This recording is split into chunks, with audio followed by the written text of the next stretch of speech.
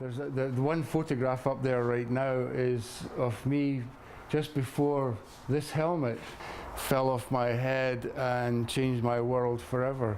It's been 16 years since an industrial accident at a Squamish pulp mill changed the direction of Stewart Sutherland's life. And I was tightening down some bolts using a torque wrench and a 4-to-1 multiplier.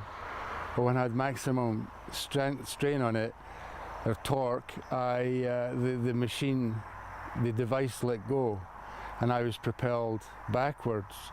My helmet flew off just before I met a large 12-inch I-beam, and that changed my life forever. After his accident in 1998, Sutherland suffered a second worksite accident in 2003 that resulted in further brain injury and the loss of one eye, at which time depression set in.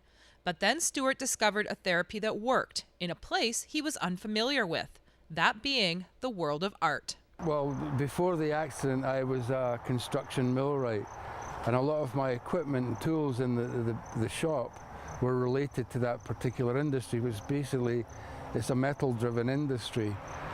I would come down to the shop just to kick nuts and bolts around, and I started to doodle with chalk, and then I started to make elements that I had drawn in metal just to take up the time. And there was a comfort zone in there. I was back around the equipment that I was familiar with, and it evolved from there. Somebody came into the shop one day and said, "My goodness, that's a rather nice piece. What was the driving force?" I said, "I can't really remember, I don't recall, but these things keep on popping up." He came back with a few friends and they bought some of the things. Then I was commissioned to do my first piece. It gives me my pride back.